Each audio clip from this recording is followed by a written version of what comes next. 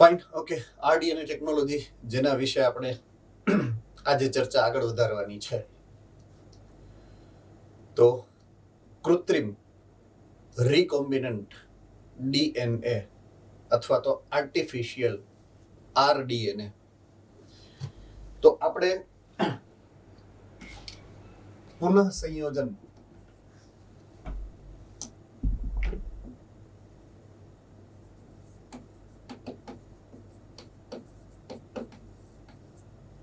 એ પ્રક્રિયાને કહીએ છીએ કે જેની અંદર જ્યારે કોઈ પણ જનીન એની અંદર ફેરફાર થયેલો હોય.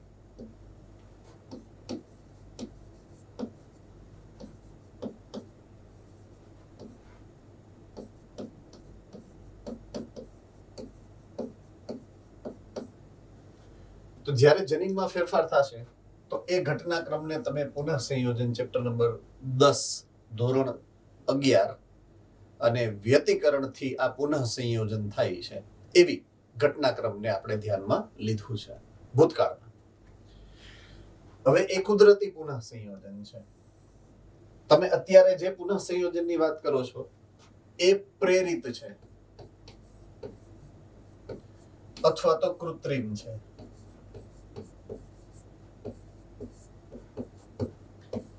એક સજીવ, એના કોષ, એમાંથી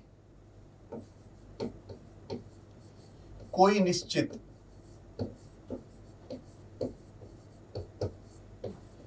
જનીન કાપી અન્ય સજીવ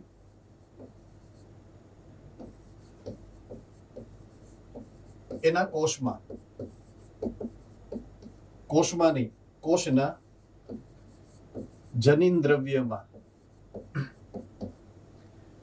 જોડવાની વાત છે.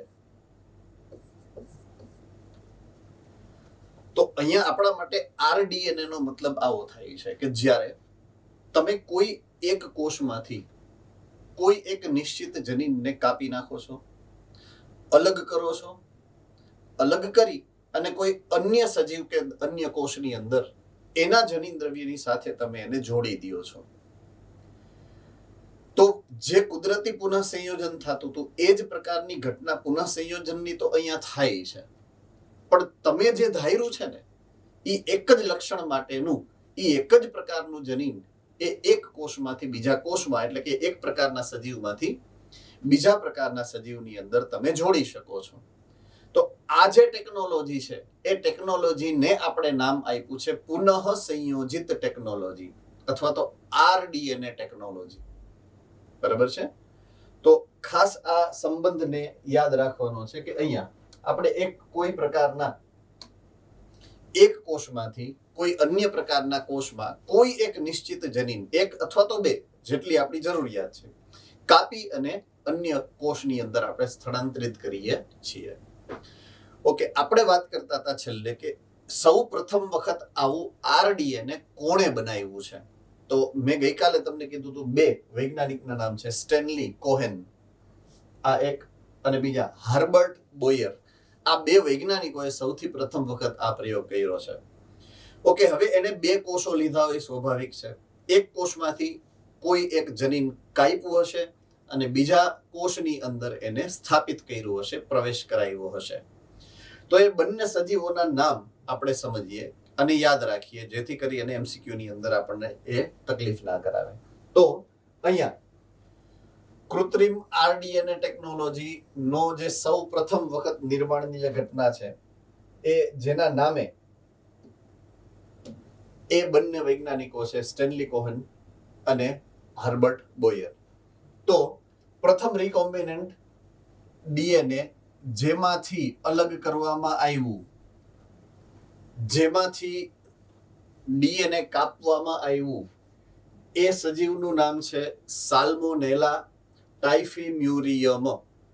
આઈ રિપીટ, સાલ્મોનેલા ટાઇફિમ્યુરિયમ. બરાબર છે? તો એમાંથી ડીએનએ કાપવામાં આવ્યું છે. આ બેક્ટેરિયા છે, બેક્ટેરિયાની એક જાતિ છે, રાઈટ? તો બેક્ટેરિયામાંથી આપણે જનીન અલગ કર્યું છે. કયા પ્રકારનું જનીન? એના અસલ પ્લાઝમિડ એટલે કે વલયાકાર બાહ્ય રંગસૂત્રી ડીએનએ કે જે સ્વતંત્ર સ્વયંજનન પામી શકે છે, એમાંથી તમે સાલ્મોનેલાના પ્લાઝમિડમાંથી કોને અલગ કર્યું, કયા જનીનને અલગ કર્યું? તો કે એન્ટીબાયોટિક પ્રતિરોધક જનીન. કયું? એન્ટીબાયોટિક પ્રતિરોધક જનીન. તો આમાંથી આને અલગ કર્યું છે તમે. સાલ્મોનેલા ટાઇફિમ્યુરિયમના પ્લાઝમિડમાંથી તમે કોઈ એક એન્ટીબાયોટિક પ્રતિરોધક જનીનના ટુકડાને અલગ કરી હવે તમારે એને કોઈ એક અન્ય યજમાનમાં દાખલ કરવાનો છે. તમે એટલે આ બે વૈજ્ઞાનિકોની વાત છે, સ્ટેનલી કોહેન અને હર્બર્ટ બોયરે આ કામ કર્યું છે. સ્ટેનલી કોહેન અને હર્બર્ટ બોયરે 1972 ની અંદર ઉપરનું કામ કર્યું છે કે જેમાં એન્ટીબાયોટિક પ્રતિરોધક જનીનના અલગીકરણ દ્વારા તેને સંપન્ન કર્યું, જે માટે તેમને પ્લાઝમિડમાંથી ડીએનએ નો ટુકડો કાપ્યો, જેમાં એન્ટીબાયોટિક પ્રતિરોધકતા પ્રદાન કરવા માટે જવાબદાર જનીનો હતા. એટલે એને સાલ્મોનેલામાંથી એન્ટીબાયોટિકના અવરોધ કરવાની ક્ષમતાવાળા જનીનને કાપી અને અલગ કર્યું છે. હવે એને સેકન્ડ સ્ટેપમાં શું કર્યું? આ ડીએનએ ઈ કોલાઈની અંદર દાખલ કર્યું. યજમાન કોષ કોણ બન્યો અહીંયા? તો કે ઈ કોલાઈ છે. એક પ્રકારના બેક્ટેરિયામાંથી બીજા પ્રકારના બેક્ટેરિયામાં એને દાખલ કર્યું છે. બરાબર છે? ઈ કોલાઈ બેક્ટેરિયા કે જેમાં સાલ્મોનેલા સાથે એ નજીકના સંબંધિત છે જાતિઓ, બંને બે સમાન પ્રકારની જાતિ છે. બરાબર છે? તેમાં સ્થળાંતરિત કરવામાં આવે છે. શું સ્થળાંતરિત કર્યું હશે? તો કે આ જનીન એન્ટીબાયોટિક પ્રતિરોધક જનીન જે હતું કેમાં? સાલ્મોનેલામાંથી કાપી અને એને કેમાં દાખલ કર્યું? તો કે ઈ કોલાઈની અંદર. બરાબર છે? ત્યારે તે નવા યજમાનના ડીએનએ પોલિમરેઝ ઉત્સેચકનો ઉપયોગ કરી અને પ્રતિકૃતિઓ બનાવવા લાગે છે. તો જ્યારે એને એટલે આ બંને વૈજ્ઞાનિકોએ, બરાબર છે, સાલ્મોનેલામાંથી એ ડીએનએ ને કાપી નાખ્યું, કાપી અલગ કર્યું, પછી એને ઈ કોલાઈના પ્લાઝમિડની અંદર સેમ ટુ સેમ એવો કટકો કાપી અને એની જગ્યાએ આ કટકો ચોંટાડ્યો. બરાબર છે?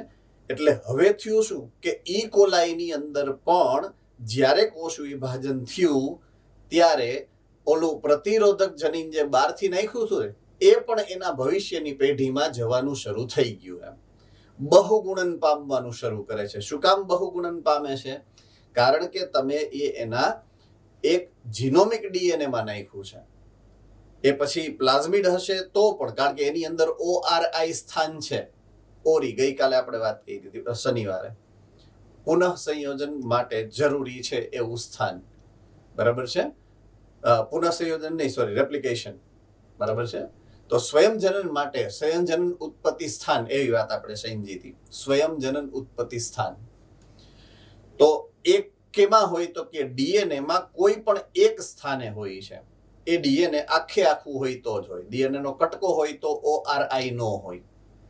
એટલા માટે કાં તો તમારે એને પ્લાઝમિડમાં ફિટ કરવું પડે અને કાં તો તમારે ન્યુક્લિઓઇડમાં ફિટ કરવું પડે. એટલે અહીંયા એને પ્લાઝમિડની અંદરથી કાપી અને પ્લાઝમિડની અંદર જ ફિટ કર્યું છે. તો ઈ કોલાઈ પણ હવે એની પ્રતિકૃતિ સર્જી શકે. પ્રતિકૃતિ એટલે બહુગુણન કરી શકે, રેપ્લિકેશન કરી શકે. What I mean. બરાબર છે? તો અહીંયા આની પ્રતિકૃતિ બનવા લાગે છે. ઓકે, અહીંયા એક શબ્દ નવો આવ્યો આપણા માટે, જનીનોનું ક્લોનિંગ. જનીનોનું ક્લોનિંગ બાયોટેકનોલોજીમાં આ સામાન્ય વપરાતો શબ્દ છે. એટલે હવે ક્લોનિંગ પણ એક શબ્દ આપણી ડિક્શનરીમાં આપણે એડ કરીએ છીએ અત્યારે. બરાબર છે? તો એનો મતલબ એવો થશે કે જ્યારે કોઈ પણ જનીન મારી પાસે છે, હવે હું કુદરતી રીતે કે કૃત્રિમ રીતે જ્યારે એનું બહુગુણન કરું તો જેટલી વખત એનું બહુગુણન કરું એટલી કોપી મારી પાસે બને, એટલી નકલો મારી પાસે બને. બરાબર છે? તો એ જે પ્રક્રિયા છે એને સામાન્ય રીતે બાયોટેકનોલોજીની ભાષામાં ક્લોનિંગ કહેવામાં આવે છે. એટલે કે એની પ્રતિકૃતિ તૈયાર કરવી, એની નકલો તૈયાર કરવી. તો બાયોટેકનોલોજીમાં આપણો મૂળભૂત હેતુ શું છે? તો કે કોઈ એક નિશ્ચિત પ્રકારની નિપજ મેળવવી. આઈ રિપીટ, બાયોટેકનોલોજીમાં આપણે સૂક્ષ્મજીવોની મદદથી કોઈ એક નિશ્ચિત પ્રકારની નિપજ, દાખલા તરીકે આપણે એક્ઝામ્પલ કયું લીધું હતું, ઇન્સ્યુલિન ઉત્પન્ન કરવું છે દાખલા તરીકે, રાઈટ? તો આપણે ઇન્સ્યુલિન ઉત્પન્ન કરવું છે, તો આપણા ઇન્સ્યુલિન જે ઉત્પન્ન કરતા જનીન હશે એનો ટુકડો કાપી અને મેં કોઈ સૂક્ષ્મજીવમાં નાખ્યો. પછી એક સૂક્ષ્મજીવનું મારે કામ નથી, મારે તો એને ઔદ્યોગિક રીતે ઉત્પાદન કરવું છે, એટલે એનું બહુગુણન મારે કરાવવું પડશે. બરાબર છે? એટલે એ બહુગુણન કરાવવાની જે પ્રક્રિયા છે ને, એના માટે આ શબ્દ વાપરવાનો છે ક્લોનિંગ, કે તમે જે ઈચ્છિત જનીન એની અંદર દાખલ કર્યું છે એનું બહુગુણન થાય, અસંખ્ય નકલો તમે એની બનાવી શકો છો. બરાબર છે? એ જે ઘટનાક્રમ છે એના માટે શબ્દ વાપરો છે જનીનનું ક્લોનિંગ. એટલે એ ખાસ યાદ રાખવાનું છે. ક્લોનિંગ એટલે અહીંયા અસંખ્ય નકલો તૈયાર કરવી, પ્રતિકૃતિઓ તૈયાર કરવી.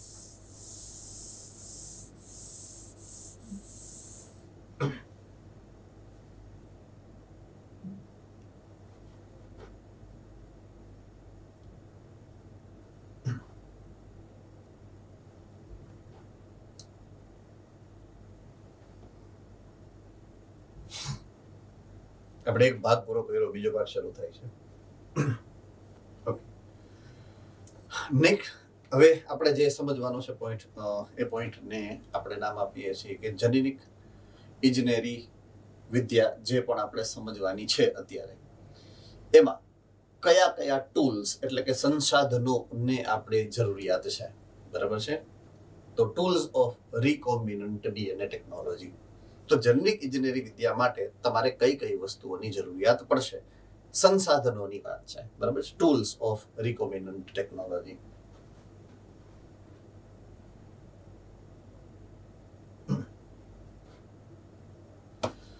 હવે આપણા માટે ચેલેન્જિંગ પાર્ટ આવે છે સમજવા માટે. અહીંયાથી આપણી સમજણ ગોથા મારવા માંડશે. બરાબર છે?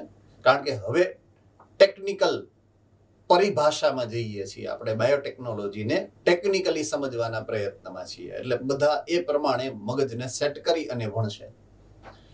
ઓકે, 3 આપણી પ્રાઇમરી રિક્વાયરમેન્ટ છે, એટલે કે પ્રાથમિક જરૂરિયાત જ્યારે આપણે જીનેટિકલ એન્જિનિયરિંગમાં આરડીએનએ ટેકનોલોજીનો ઉપયોગ કરવા માટે વિચારીએ છીએ ત્યારે આપણી પ્રથમ અથવા તો પ્રાથમિક 3 જરૂરિયાત છે, જેમાં સૌથી પહેલી જરૂરિયાત આપણી છે રિસ્ટ્રિક્શન ઉત્સેચક. રાઈટ? રિસ્ટ્રિક્શન ઉત્સેચક. ઉપર આકૃતિ જેવું સમજાયું છે, એમાં આ જે દોરી બાંધી છે એ દોરી ડીએનએ છે. રાઈટ? અને ડીએનએ ઉપર તમે કાપો છો એવી કાતર દર્શાવી છે. રાઈટ? તો આ કાતર છે, આ કાતર આ ડીએનએ ને કાપે છે. આ ડીએનએ છે અને આ કાતર છે. તો અહીંયા આ કાતર જે છે ને એ એકચ્યુઅલી ઉત્સેચક છે, એક ચોક્કસ પ્રકારનો ઉત્સેચક છે કે જે ડીએનએ ને કાપે છે. તો તમારે સૌથી પહેલા શું કરવાનું હતું, દાખલા તરીકે મારા કોઈ પણ કોષ કે તમારા કોઈ પણ કોષમાંથી ઇન્સ્યુલિનના જનીનને કાપો તો તમે બેક્ટેરિયામાં નાખી શકો ને. તો પહેલી જરૂરિયાત આપણી શું છે, આપણા કોષમાંથી, આપણા ડીએનએ માંથી એક જે નિશ્ચિત પ્રકારનો ડીએનએ નો ટુકડો એટલે કે જનીન જે છે એને આપણે કાપવો પડે. તો એ કાપવા માટે આપણે જેની જરૂરિયાત પડે છે એ એક વિશેષ ઉત્સેચક છે. રાઈટ? તો જે ડીએનએ ને કાપશે એ ઉત્સેચકનું નામ આજથી આપણે રિસ્ટ્રિક્શન ઉત્સેચક રાખ્યું એમ. બરાબર? આજે એનું નામકરણ કર્યું પહેલી વાર. ઈ છે રિસ્ટ્રિક્શન ઉત્સેચકો. શું છે? રિસ્ટ્રિક્શન ઉત્સેચકો. ઓકે, બીજું જરૂરિયાત નંબર 2, ક્લોનિંગ વાહકો. જો ક્લોનિંગ શબ્દ પાછો આવી ગયો, ઘડીએ આવશે. હવે મેં કીધું ને, ક્લોનિંગ એટલે બહુગુણન કરવું. બહુગુણન કોનું થશે? જનીનનું. કોના દ્વારા થાય? યજમાન દ્વારા. યજમાન 1 માંથી 2 થાય તો જનીન 1 માંથી 2 થાય. યજમાન 200 થાય તો જનીન 200 થાય. રાઈટ? તો એ યજમાનની અંદર જો તમારે કોઈ એક નિશ્ચિત પ્રકારનો ડીએનએ નો એટલે કે બાહ્ય ડીએનએ નો ટુકડો નાખવો છે યજમાન કોષની અંદર, તો એના માટે તમારે વાહકોની જરૂર પડશે. વાહક આપણે શનિવારે વાત કરી છે કે સામાન્ય રીતે આપણે જે વાહકનો ઉપયોગ કરીએ છીએ એ પ્લાઝમિડ હોય છે, કારણ કે મોટા ભાગે આપણે જે પણ નિપજો મેળવીએ છીએ, હું શબ્દ ફરીથી ભાર દઈને બોલું, મોટા ભાગે, રાઈટ, મોટા ભાગે એટલે 100% નહીં, પણ 100 માંથી 80-85% જે પ્રોડક્ટ છે, આપણી નિપજો છે, એ બેક્ટેરિયામાંથી મેળવવામાં આવતી હોય છે. શેમાંથી? તો કે બેક્ટેરિયામાંથી. તો બેક્ટેરિયા માટે સૌથી વધારે અનુકૂળ હોય એવો વાહક પ્લાઝમિડ છે, એટલે મોટા ભાગે પ્લાઝમિડ વાહક તરીકે વાપરવામાં આવે. પણ એવું નથી કે બધાયમાં પ્લાઝમિડ હોય એમ. અમુકમાં વાહકો બદલાતા હશે, એની વાત આપણે કરશું જ્યારે હવે ક્લોનિંગ વાહકની ચર્ચા કરશું ત્યારે. બરાબર છે? એટલે બીજી વાત થઈ વાહકની. હવે આવશે ત્રીજો. જો અહીંયા જે વાહક છે એ દેખાડેલો છે, આ સર્ક્યુલર ડીએનએ એટલે કે વલયાકાર ડીએનએ પ્લાઝમિડ છે. બરાબર છે? ત્રીજી તમારી જે જરૂરિયાત છે અહીંયા એ છે સક્ષમ યજમાન. યજમાન હશે કે જે તમે જે વાહક એને આપશો એ વાહકને એ સ્વીકારે, સૌથી પહેલી વાર, રાઈટ, સ્વીકારે. તો એની સક્ષમ હોવી, એની સક્ષમતા હોવી જોઈએ કે તમે જે જનીન આપો છો, જે વાહક દ્વારા એ જનીનને અને એ વાહકને એ સ્વીકારે. પહેલા તો સૌથી સ્વીકારી શકવાની એની ક્ષમતા હોવી જોઈએ. બીજું, સ્વીકારે એટલું જ નહીં, સ્વીકાર્યા પછી એમાં એ અભિવ્યક્ત પણ થાય, અને ખાલી અભિવ્યક્ત થાય પોતાના જ દેહમાં એટલું નહીં, એની સંતતિમાં પણ ઉતરે અને સંતતિમાં અભિવ્યક્ત થાય. તો એના અમુક પ્રકારના ચોક્કસ નિયંત્રણો છે, એની પોતાની ચોક્કસ લાક્ષણિકતાઓ છે. તો દરેક યજમાન આ કરી નથી શકતો, ચોક્કસ પ્રકારના કોષો જ આ કરી શકે છે. તો તમારે એવા કોષને જ સિલેક્ટ કરવાના, અથવા તો જે કોષને સિલેક્ટ કર્યા છે એને સક્ષમ બનાવવાના કે તમે જે ધારો છો એ જનીન એમાં દાખલ પણ થાય અને અભિવ્યક્ત પણ થાય. એટલા માટે જે ત્રીજો સ્ટેપ છે, ત્રીજી આપણી જરૂરિયાત છે, એ છે સક્ષમ યજમાન. બરાબર છે? તો આ ત્રણમાં સૌથી પહેલી આપણે વાત કરવાની થશે એ છે ઉત્સેચકોની. તો ઉત્સેચકોને આપણે નામ આપ્યું છે રિસ્ટ્રિક્શન ઉત્સેચક, જેને દેશી ભાષામાં, સામાન્ય ભાષામાં આણ્વિક કાતર એવું નામ આપ્યું. આણ્વિક કાતર. બરાબર છે? તો મેં તમને કીધું છે એ પ્રમાણે કે જનીન ઇજનેરી વિદ્યામાં વિશિષ્ટ પ્રકારના ઘણા બધા ઉત્સેચકોનો ઉપયોગ કરવામાં આવે છે. એક જ ઉત્સેચકનો ઉપયોગ થાય છે એવું નથી, ઘણા બધા આવા ઉત્સેચકો છે, રાઈટ. એમાં પણ રિસ્ટ્રિક્શન એન્ડોન્યુક્લિયેઝ એ ઉત્સેચક વિશેષ છે. હવે બધાયમાંથી, આઈ રિપીટ, કેટલાય બધા ઉત્સેચકનો ઉપયોગ કરીએ છીએ આપણે આ પ્રક્રિયાઓ દરમિયાન, પણ એ બધાયમાંથી એક છે એ પિક્ચરનો હીરો છે, મેઇન હીરો. બરાબર છે? અને એ મેઇન હીરો આ છે રિસ્ટ્રિક્શન એન્ડોન્યુક્લિયસ. તો રિસ્ટ્રિક્શન ઉત્સેચકમાં પાછું એક વધારાનું છોગું ઉમેર્યું નામમાં.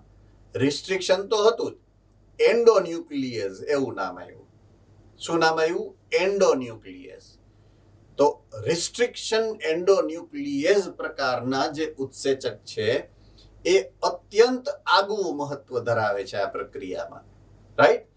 તો એ રિસ્ટ્રિક્શન એન્ડોન્યુક્લિયસનું કામ શું? તો કે ડીએનએ ને તમે જે કયો ને એ જ જગ્યાએથી કાપે, જેમ ફાવે એમ, ગમે ત્યાંથી નહીં. સમજાઈ શકે નહીં? તમે જે નક્કી કરેલું સ્થાન છે ને એ નક્કી કરેલા સ્થાનને પહેલા તો ઓળખે અને ત્યાંથી ન જ કાપ મૂકે, એટલે એને કહેવાય રિસ્ટ્રિક્શન. ચોક્કસ જગ્યાએથી ન જ કાપ મૂકશે. નહીતર તો તમે એન્ડોન્યુક્લિયસ નાખો, ડીએનએ ના કટકા બટકા કરી નાખે જેમ ફાવે એમ. એવું નહીં. તમે એને કહીને મોકલો ને કે ભૂરા તારે ખાલી ઇન્સ્યુલિનનું જે જનીન છે ને એટલો જ કટકો કાપવાનો, એટલે ત્યાં જ જાય અને એ જ કટકો કાપે. બરાબર છે? એટલે એને રિસ્ટ્રિક્શન એન્ડોન્યુક્લિયસ, વચ્ચેથી આખા ડીએનએ માંથી વચ્ચેથી કાપે. વચ્ચેથી કાપે એટલે એન્ડોન્યુક્લિયસ કહેવાય. છેડેથી કાપે ને તો એક્ઝોન્યુક્લિયસ કહેવાય. આઈ રિપીટ, જો છેડેથી કાપશે તો એક્ઝોન્યુક્લિયસ કહેવાય, વચ્ચેથી કાપશે તો એન્ડોન્યુક્લિયસ કહેવાય. રિસ્ટ્રિક્શન એટલે ચોક્કસ જગ્યાએથી, બરાબર છે. અને એન્ડોન્યુક્લિયસ એટલે વચ્ચેથી કાપે છે અને તમે કયો અહીંયા ચોક્કસ જગ્યાએથી કાપે છે. એટલે આ પ્રકારના ઉત્સેચકનું નામ પડ્યું છે રિસ્ટ્રિક્શન એન્ડોન્યુક્લિયસ. આપણે એનું નામ અને એનો પ્રકાર બંનેને કેરફુલી યાદ રાખવું પડે છે. બરાબર છે.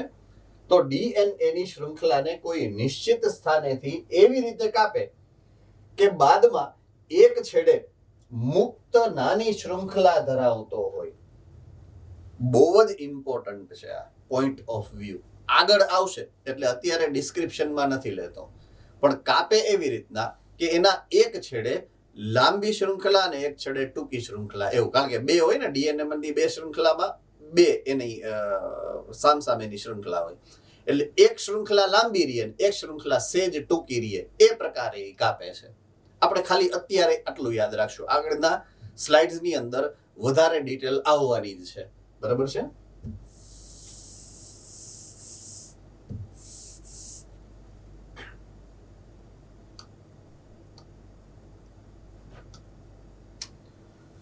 ઓલરાઈટ, હવે એના ઇતિહાસની વાત, કે આ ઉત્સેચક એનો ઇતિહાસ શું, ક્યાંથી સૌથી પહેલી વખત આપણી નજરે ઝપટમાં ચડ્યો એમ. બરાબર છે.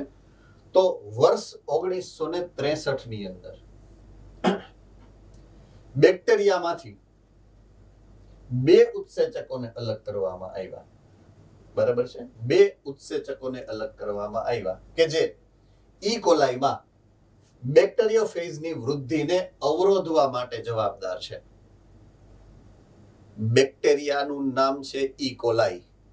આઈ રિપીટ, બેક્ટેરિયાનું નામ છે ઈ કોલાઈ, જેમાંથી બે ઉત્સેચકોને અલગ કર્યા. કેટલા ઉત્સેચકોને? બે. હવે એ ઉત્સેચકો શેના માટે એની અંદર બન્યા હશે? તો કે બેક્ટેરિયોફેજની વૃદ્ધિને અવરોધે છે આ બે ઉત્સેચક. હવે બેક્ટેરિયોફેજ શું છે? તો કે વાયરસ. એનો અર્થ એ છે કે જ્યારે કોઈ ઈ કોલાઈમાં બેક્ટેરિયોફેજ ઘૂસતું હશે, રાઈટ, ત્યારે ઈ કોલાઈ બેક્ટેરિયોફેજની વૃદ્ધિને અટકાવવા માટે બે પ્રકારના ઉત્સેચકો બનાવે છે. એ બંને આપણી નજરે ચડ્યા. તો પહેલો ઉત્સેચક કયો? કે તેમાંનો એક ડીએનએમાં મિથાઇલ સમૂહને ઉમેરે છે, મિથાઇલેટેડ કરી નાખે. ડીએનએ નું મિથાઇલેશન કરે. આઈ રિપીટ, ડીએનએ નું મિથાઇલેશન કરે. ઓકે, હવે અહીંયા ડિટેલ નથી આપી કે આ કરવું શું કામ જરૂરી છે. બરાબર છે. પણ હું તમને યાદી અપાવી દઉં કે આવું શું કામ થાય. કોઈ ન્યુક્લિક એસિડને, એ પછી ડીએનએ હોય કે આરએનએ હોય, એના કોઈ પણ એક છેડે તમે જ્યારે મિથાઇલ સમૂહ ઉમેરી દો ને, મિથાઇલ સમૂહ, તો એ પ્રત્યાંકની દ્રષ્ટિએ નિષ્ક્રિય થઈ જાય, અભિવ્યક્ત ન થઈ શકે. બરાબર છે. એટલે એને નિષ્ક્રિય કરવા માટે મિથાઇલેટેડ કરવો જરૂરી છે. તો પહેલો ઉત્સેચક એને નિષ્ક્રિય બનાવી દે મિથાઇલ સમૂહ ઉમેરીને, એટલે પ્રત્યાંકન પામી અને એ કાંઈ પ્રોટીન બનાવી શકે નહીં. આ મિથાઇલેટેડ સમૂહનો ઉપયોગ તમારે જીનેટિક્સમાં આવે છે. જો જીનેટિક્સ તમારે ચાલ્યું હોય તો, બરાબર છે, પ્રત્યાંકનમાં જ્યારે સૌથી પહેલો જે એમિનો એસિડ ઉમેરાય ભાષાંતરણમાં, પ્રત્યાંકનમાં નહીં, સોરી, ભાષાંતરણ દરમિયાન સૌથી પહેલો ટીઆરએનએ જે આવે છે એ એફ મેટ ટીઆરએનએ હોય છે, મિથાઇલેટેડ ફોર્માઇલ મિથાઇલેટેડ ટીઆરએનએ હોય છે. બરાબર છે. એટલે એ શું કરે છે કે એ જે બનતું હોય ને એને નિષ્ક્રિય કરી દે, એટલે સક્રિય ન બને એ પ્રોટીન કે એ ન્યુક્લિક એસિડ. બરાબર છે. એટલા માટે મિથાઇલેટેડ કરવો જરૂરી હોય છે. ખાલી યાદી આપું છું બે વચ્ચેના સંબંધની. બરાબર છે. આપણા માટે એ અહીંયા આપેલ નથી, પણ મેં તમને સમજાવ્યું કે શું કામ. ઓકે, બીજો ઉત્સેચક. પછીથી તેમાંના બીજા ઉત્સેચકને રિસ્ટ્રિક્શન એન્ડોન્યુક્લિયસ કહેવામાં આવ્યો. બીજો જે ઉત્સેચક છે એ ડીએનએ ને કાપતો હતો. ઈ કાપતો તો એ ઉત્સેચકને કહેવામાં આવ્યો રિસ્ટ્રિક્શન એન્ડોન્યુક્લિયેઝ. શું કહેવામાં આવ્યું? રિસ્ટ્રિક્શન એન્ડોન્યુક્લિયેઝ. બરાબર છે. પ્રથમ રિસ્ટ્રિક્શન એન્ડોન્યુક્લિયેઝ જે અલગ કરી અને જેનું સંશોધન થયું એનું નામ અહીંયા આપ્યું છે HIND2. આઈ રિપીટ, જે સૌથી પહેલી વાર H કેપિટલ પછી IND2 આવું છે એનું નામ. HIND2 એવું કહેવાનું છે. આ સૌથી પહેલો રિસ્ટ્રિક્શન એન્ડોન્યુક્લિયસ હતો જેનું સંશોધન આપણા વૈજ્ઞાનિકોએ કરેલું છે. બરાબર છે. અલગીકરણ કર્યું. જે સિવાય આજે 900 થી વધુ આવા અલગ અલગ પ્રકારના રિસ્ટ્રિક્શન ઉત્સેચકોની માહિતી આપણી પાસે ઓલરેડી છે જેનો આપણે ઉપયોગ કરીએ છીએ. કેટલા? 900 જેટલા કે 900 થી પણ વધુ આવા રિસ્ટ્રિક્શન એન્ડોન્યુક્લિયેઝ છે અત્યારે કે જેનો ઉપયોગ અલગ અલગ પ્રક્રિયાઓમાં અલગ અલગ જાતિઓમાં અલગ અલગ પ્રકારના જનીનોને અલગીકરણ કરવામાં કાપવામાં ઉપયોગ કરવામાં આવતો હોય છે. એ કેટલા સજીવોમાંથી તો કે 230 થી વધુ બેક્ટેરિયાની જાતમાંથી આપણે એને અલગ કર્યા છે. 900 પ્રકારના રિસ્ટ્રિક્શન ઉત્સેચક 230 જેટલી બેક્ટેરિયાની જાતિઓમાંથી અલગ કરવામાં આવ્યા છે. રેડી? તો આ ડેટાબેઝને, આ આંકડાઓને તમારે ધ્યાનમાં રાખી અને મિક્સ ન થાય એકબીજામાં એ રીતે યાદ રાખવાના છે.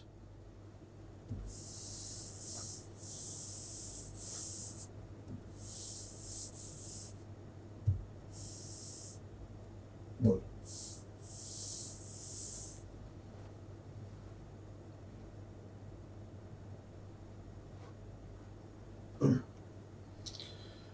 હવે આપણે વાત કરશું કે આ કોઈ પણ રિસ્ટ્રિક્શન એન્ડોન્યુક્લિયેઝ છે 900 પ્રકારના, તો ઉત્સેચક છે એટલે ઉત્સેચકોનું નામકરણ કરવું જરૂરી છે. હવે આ સામાન્ય ઉત્સેચક નથી. Yes sir. HIND2 નું ફૂલ ફોર્મ હે કે નામ જ છે? નામ છે. એ ફૂલ ફોર્મ જ હવે સમજાવીશ ને. જો એવો બીજો ઉત્સેચક છે એનું ફૂલ ફોર્મ કેવી રીતના કરવું એ જ હવે આ પાર્ટમાં સમજવાનું છે આપણે. રાઈટ? એટલે એ જ હવે આવે છે. સો રિસ્ટ્રિક્શન ઉત્સેચકનું જે નામ એક છે HIND2, એવી રીતના એક અહીંયા બીજું પણ ઉદાહરણ શેર કર્યું છે ECO R1 એવું એક બીજું નામ છે. તો એના ઉદાહરણથી તમને સમજાયું છે કે ઉત્સેચકનું આ રિસ્ટ્રિક્શન એન્ડોન્યુક્લિયસ પ્રકારના ઉત્સેચકનું નામકરણ જે કરેલું હોય એના અલગ અલગ અક્ષરોનો શું મહત્વ છે અને કઈ રીતે એનું નામકરણ થાય છે. રાઈટ? તો રિસ્ટ્રિક્શન ઉત્સેચકના નામકરણની જે ક્રિયાવિધિ છે, દાખલા તરીકે અહીંયા જે તમને ઉદાહરણ શેર કરેલું છે એ છે ઇકો R1. આ I નથી, RI નથી, R1 છે. Eco R1. બરાબર છે? તો એક બેક્ટેરિયા જેનું નામ છે E. coli, ઇસ્ચરેશિયા કોલાઈ એવું આખું નામ છે એનું. બરાબર છે? ઇસ્ચરેશિયા કોલાઈ. આમાં હું ઘાટી પેન વાપરું તો સારો લાગે, મને એવું લાગે છે. બરાબર છે?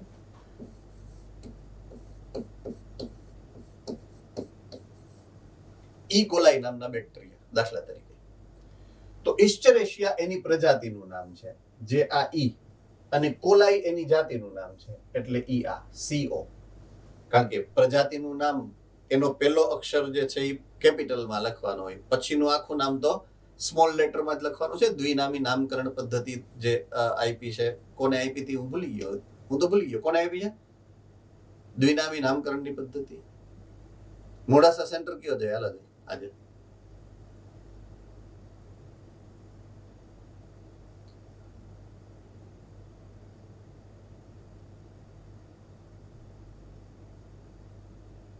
કેરોલસ લિનિયસ દ્વારા. યસ, કેરોલસ લિનિયસે એવું સમજાયું હતું કે ભાઈ જ્યારે તમે પ્રજાતિનું નામ લખો એનો પહેલો મૂળાક્ષર જે છે એ જ ખાલી કેપિટલમાં લખવાનો, બાકી બધું નાના અક્ષરોમાં લખવાનું રહેશે.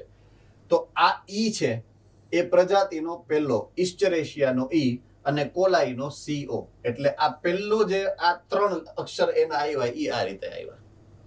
બરાબર છે. પછી છે આર અને પછી છે વન. આ વન છે. હવે આર શું છે? તો પહેલા આવે દાખલા તરીકે પ્રજાતિ, પ્રજાતિની હોય જાતિ અને જાતિની હોય ઉપજાતિ. ઉપજાતિને તમે જાત પણ કહી શકો, જાત અથવા તો ઉપજાતિ. બેક્ટેરિયામાં એની જે જાત અથવા તો ઉપજાતિ હશે એને સ્ટ્રેઇન કહેવાય. સ્ટ્રેઇન શું કહેવાય? સ્ટ્રેઇન. તો એનો પહેલો અક્ષર અહીંયા આવે આર. એનું આખું નામ આપ્યું નથી એટલે આપણે જરૂરી નથી, પણ ઉપજાતિનો એનું નામ હશે, એનો પહેલો મૂળાક્ષર આર છે. બરાબર છે. અને પછી જે 1 2 3 4 5 ઈ જે છે એ કોને આધારે નક્કી કરવામાં આવે?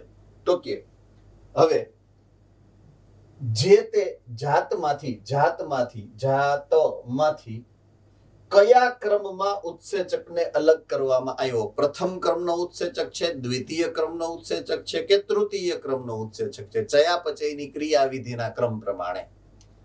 બરાબર છે. એનું જે ચયાપચયની અંદર મહત્વ છે કે સૌથી પહેલી જ ક્રિયાવિધિમાં એની જરૂર પડે તો પ્રથમ ક્રમનો ઉત્સેચક છે.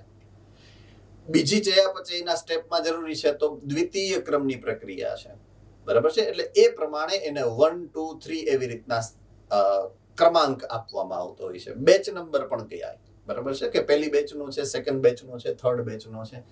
તો એ પ્રમાણે આખા કોઈ પણ પ્રકારની કોઈ પણ બેક્ટેરિયાની જાતમાંથી કોઈ વિશેષ પ્રકારના રિસ્ટ્રિક્શન ઉત્સેચકને જ્યારે અલગ કરશો તો એને આ રીતે નામકરણ જે છે એ થતું હોય છે. તો સૌથી પહેલો જે મૂળાક્ષર છે અગેઇન આ ઉત્સેચકના નામકરણમાં પરંપરાગત રીતે નામનો પ્રથમ અક્ષર પ્રજાતિનો છે, બીજા બે અક્ષર આદિકોષ કેન્દ્રી કોષની જાતિમાંથી લેવામાં આવે છે, જેમાંથી તેને અલગ કરવામાં આવ્યા હોય છે. ઉદાહરણ તરીકે ઇકો R1 માં ઇસ્ચરેશિયા કોલાઈ RY માંથી આવ્યો છે. RY એની જાતનું નામ છે. એટલે RY નો પ્રથમ મૂળાક્ષર શું છે? તો કે R. એટલે અહીંયા R લીધો છે આપણે. બરાબર છે.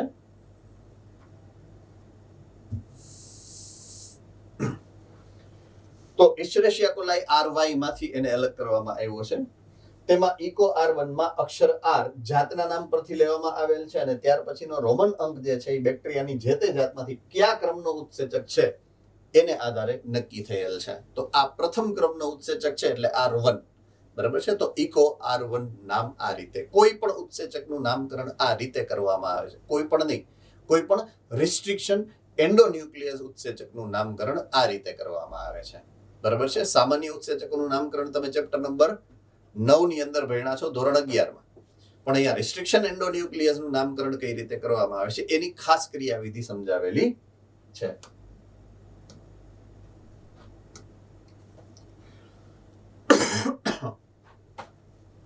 ઓકે.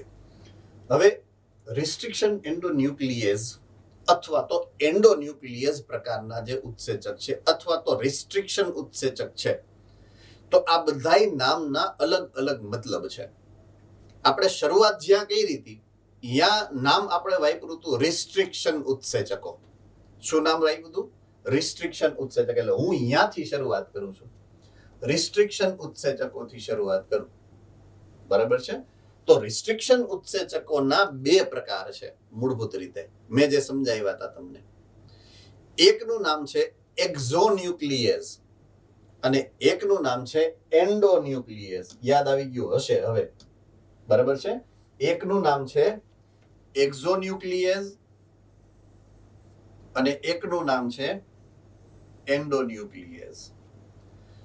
મેં તમને જે પ્રમાણે સમજાવ્યું છે એ પ્રમાણે એક્ઝોન્યુક્લિયસ આખા ડીએનએ ના કાં તો એક છેડે અથવા તો બીજા છેડેથી કાપશે અને એન્ડોન્યુક્લિયસ હશે તો વચ્ચેથી કાપશે. સમજાઈ ગયું? યસ ઓર નો? તો બે પ્રકારના રિસ્ટ્રિક્શન ઉત્સેચકો હશે. એક છે એક્ઝોન્યુક્લિયસ અને એક છે એન્ડોન્યુક્લિયસ.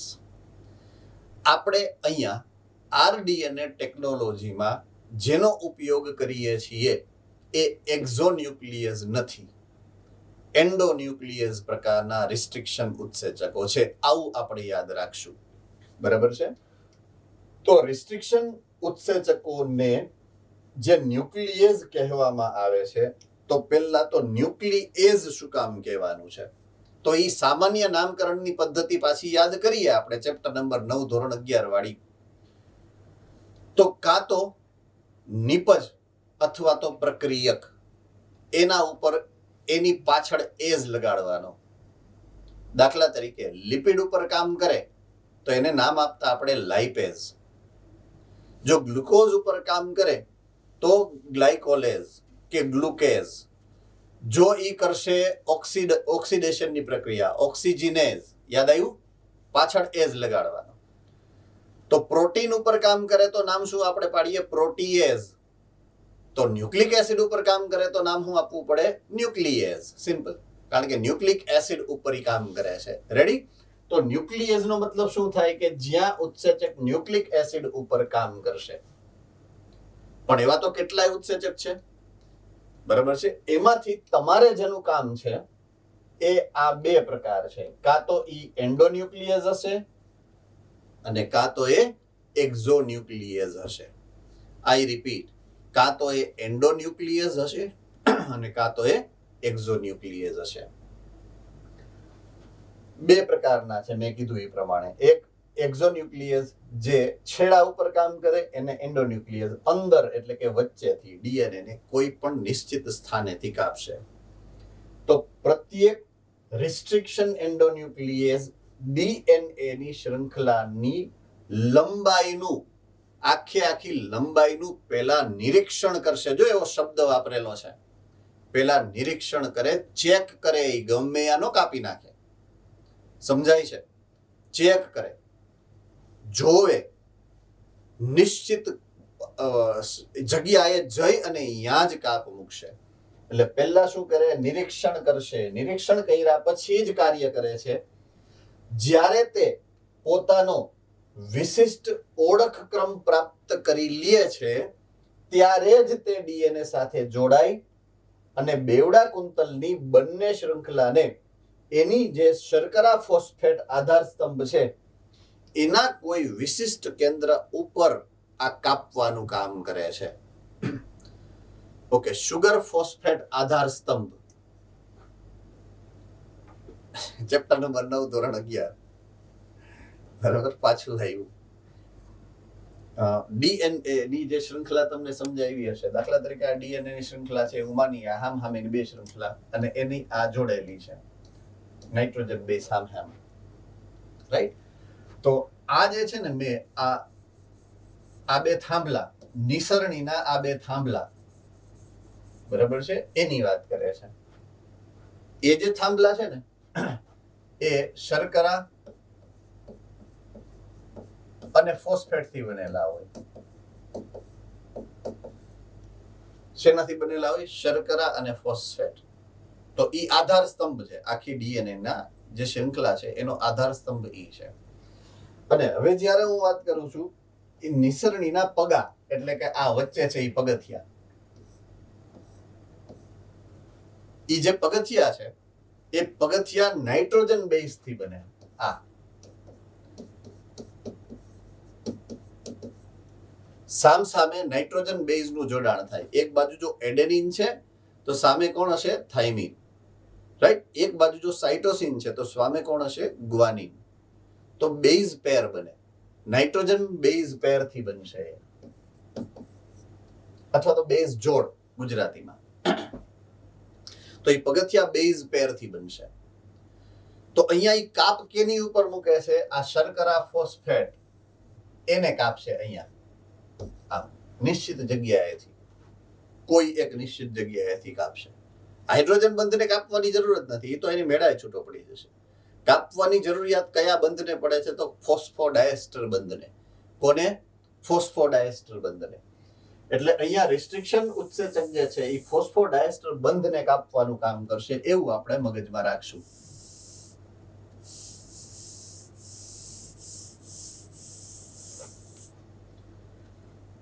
ફરીથી આ નીચેનું સ્ટેટમેન્ટ એક વખત ખાસ યાદી અપાવી દઉં કે રિસ્ટ્રિક્શન એન્ડોન્યુક્લિયેઝ પહેલા તો આખી શૃંખલાનું નિરીક્ષણ કરશે અને પછી એક ચોક્કસ ઓળખ શૃંખલા, એવું લખેલું છે, ઓળખ શૃંખલા પ્રાપ્ત કરશે અને પછી એને કાપશે. એટલે આપણે ધ્યાન કેન્દ્રિત કરીએ છીએ એ ઓળખ શૃંખલા ઉપર, રાઈટ? શેના ઉપર? ઓળખ શૃંખલા ઉપર અથવા તો ઓળખ ક્રમ ઉપર, ચોક્કસ બિંદુ. તો પ્રથમ રિસ્ટ્રિક્શન એન્ડોન્યુક્લિયસ જેનું નામ છે HIND2, રાઈટ? HIND2. તો એની હિસ્ટોરી અહીંયા રજૂ કરી છે પહેલા, ઉદાહરણ તરીકે, રાઈટ? તો પ્રથમ રિસ્ટ્રિક્શન એન્ડોન્યુક્લિયસ HIND2 જેનું કામ શું છે? ડીએનએ ન્યુક્લિયોટાઇડના વિશિષ્ટ ક્રમ ઉપર જઈ અને એને કાપવાનું, બરાબર છે? એ 5 વર્ષ પછી અલગ કરાયો હતો. જ્યારથી રિસ્ટ્રિક્શન એન્ડોન્યુક્લિયસની ખબર પડી પછી 5 વર્ષ કામ કર્યું ને પ્રથમ ઉત્સેચક એટલે કે HIND2 નું અલગીકરણ થયું હતું, બરાબર છે? અને ઓળખવામાં આવ્યો હતો. એટલે આ 5 વર્ષ પછી. પણ કયા 5 વર્ષ પછી? કયા 5 વર્ષ પછી? તો સૌથી પહેલી વાર જ્યારે રિસ્ટ્રિક્શન એન્ડોન્યુક્લિયસ ઓલા 2 ઉત્સેચક અલગ કર્યા હતા બેક્ટેરિયામાંથી કે જે બેક્ટેરિયોફેઝની વૃદ્ધિને અવરોધે છે. એક મિથાઇલેટેડ કરતો હતો અને બીજો શું કરતો હતો? ડીએનએ ને કાપતો હતો. તો ડીએનએ ને કાપતો હતો એટલી ખબર પડી, એનું નામકરણ થયું નહોતું.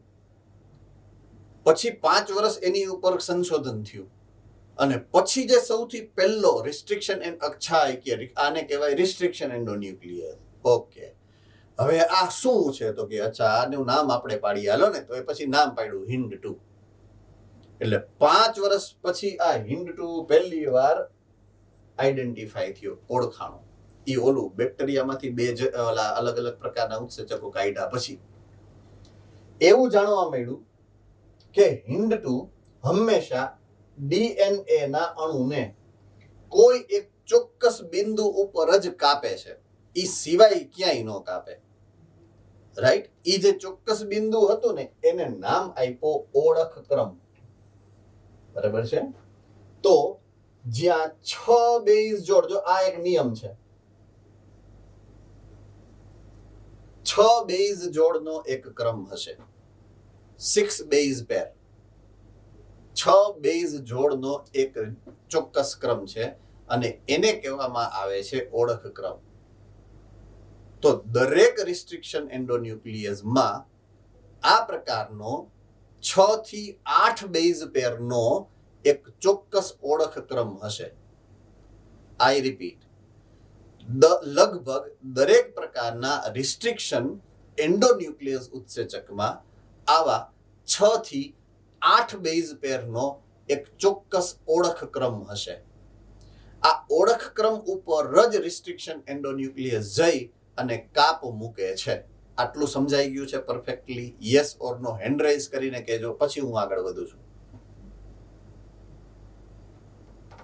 ઓકે, હવે હું આ રિસ્ટ્રિક્શન એન્ડોન્યુક્લિયસના ઓળખ ક્રમની એક ચોક્કસ લાક્ષણિકતા છે કે આમ તો આખું બેઝ પેર જ છે, તો એ બેઝ પેરમાં આ 6 થી 8 ક્રમને અલગ કેમ કરવા, એમ નોખા કેમ પાડવા, અથવા તો એ ઓળખતો કેમ હશે? કઈ લાક્ષણિકતાને આધારે એ ઓળખતો હશે કે મારે અહીંયા જ જઈને કામ કરવાનું છે? હવે આપણે એ લાક્ષણિકતા ઉપર આગળ વધીએ છીએ.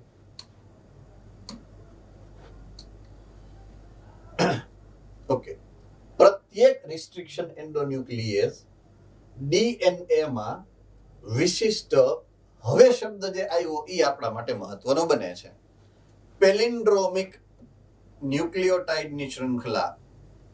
પેલિન્ડ્રોમિક ન્યુક્લિયોટાઇડની શૃંખલા, આઈ રિપીટ, પેલિન્ડ્રોમિક ન્યુક્લિયોટાઇડની શૃંખલા ને ઓળખે. તો નવો શબ્દ ઇન્ટ્રોડ્યુસ થયો આપણી ડિક્શનરીમાં, પેલિન્ડ્રોમ, રાઈટ? પેલિન્ડ્રોમ. હવે પેલિન્ડ્રોમ કોને કહેવાય? તો કે એવો શબ્દ, દાખલા તરીકે હું અહીંયા લખું ક ન ક, તો એને આમ બાજુથી વાંચું તો એ કનક થાય, અને આમ બાજુથી વાંચું તો પણ કનક થાય. હા કે ના? હું બીજો શબ્દ લખું ન ય ન, હું જમણી બાજુથી વાંચીશ તો એ નયન થાય ને ડાબી બાજુથી વાંચીશ તો એ નયન થાય. બરાબર છે? બે બાજુથી એક સરખી વંચાય. હવે હું એને ડીએનએ સાથે જોડવાનો, આ લાક્ષણિકતાને ડીએનએ સાથે જોડવાનો પ્રયત્ન કરું. ઉદાહરણ તરીકે અહીંયા તમને ટેક્સ્ટ બુકમાં આપેલું ઉદાહરણ લગભગ આ છે, એટલે હું અહીંયા જ આવું છું.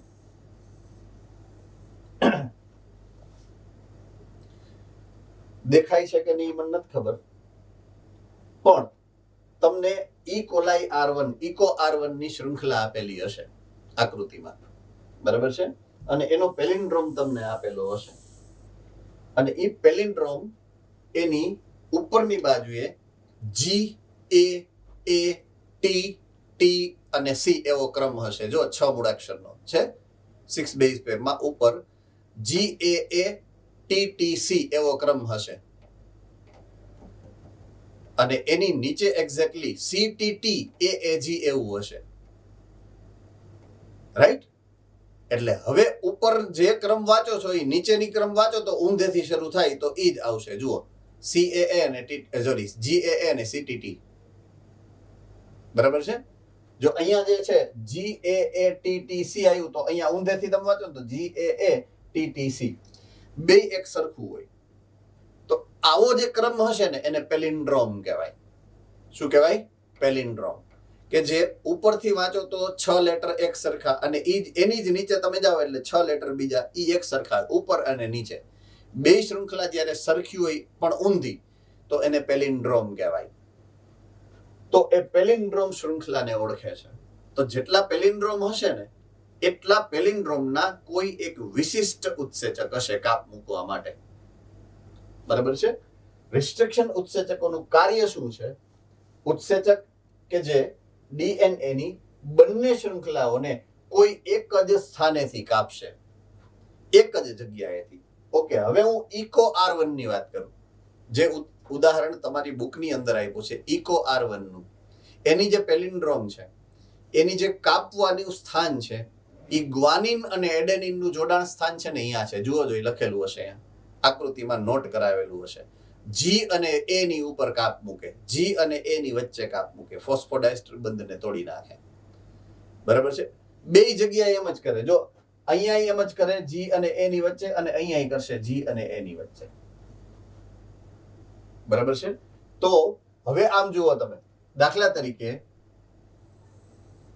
આ બે શૃંખલા છે. બરાબર છે? અહીંયા બધા ધ્યાન આપજો.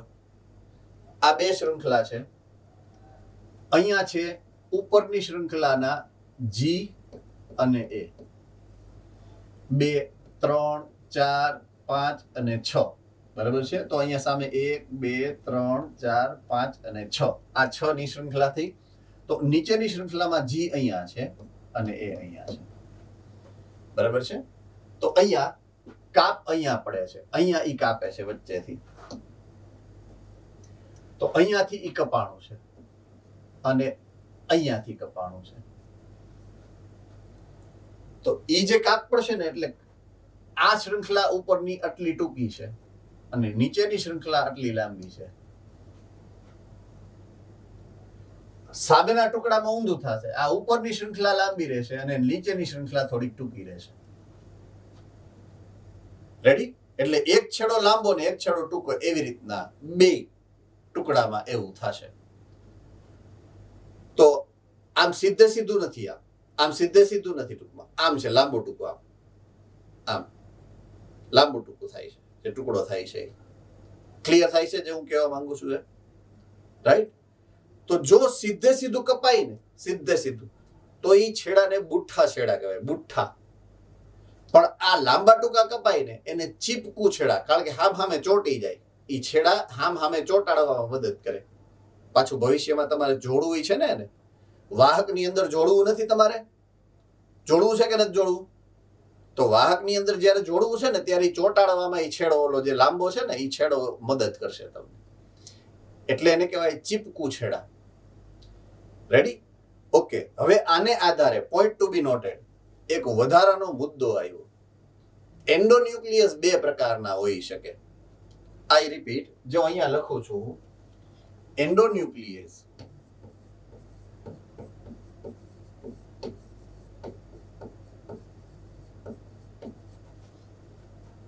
પહેલો પ્રકાર એનો છે બુઠ્ઠા છેડા બનાવતા. એવા એન્ડોન્યુક્લિયસ કે જે બુઠ્ઠા છેડા બનાવે, રાઈટ? અને એક એવા છે કે જે ચીપકુ છેડા બનાવે.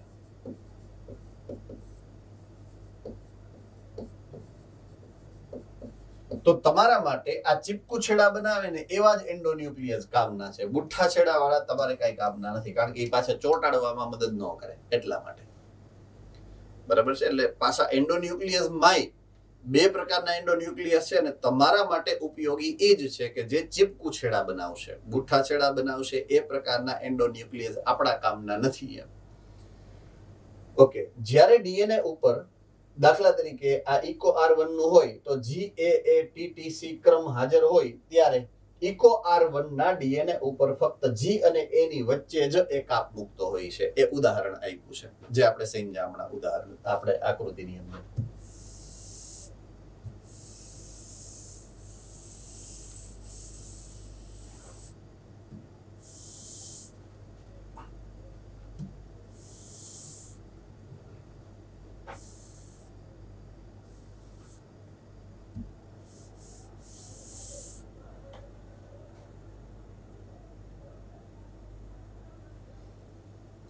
ઓકે, આ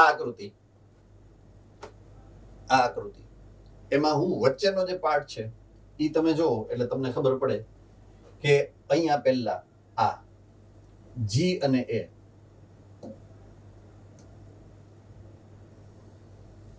અને એની વચ્ચે કાપ્યું છે આને, રાઈટ? એ જ પ્રમાણે અહીંયા નીચે G અને A એની વચ્ચે એને કાપ મૂક્યો.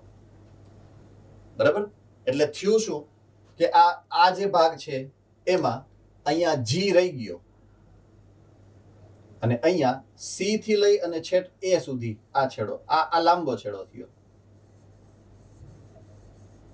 આખો ઈ જે લંબાયેલો ભાગ છે એના માટે જે શબ્દ વાપર્યો છે જો ચીપકુ છેડો એવું. રેડી? આ આકૃતિની અંદર તમને જોવા મળશે એક્ઝેક્ટલી જે મેં સમજાવ્યું એ. તો એ નિશ્ચિત સ્થાનેથી કાપે અને ચીપકુ છેડો જે બનાવે એ અહીંયા રજૂ કરેલું છે સરસ રીતે. ક્લિયર થઈ ગઈ વાત? સેમ ઊંધું હોય સામે, તો સામેનો ચીપકુ છેડો આ છે તો આ અને આ એકબીજા સાથે પછી આમ જોડાણ કરી શકે. એટલા માટે ચીપકુ છેડાનું આ મહત્વ છે. રેડી? ઓકે, હવે એક બીજો સિદ્ધાંત જેનું આપણે કેરફુલી આ વાતને કન્સિડર કરવું પડે, ધ્યાન આપવું પડે. તમને આ આકૃતિ શેના માટે આપી છે ખાસ કરીને એ યાદ રાખવાનું, રાઈટ?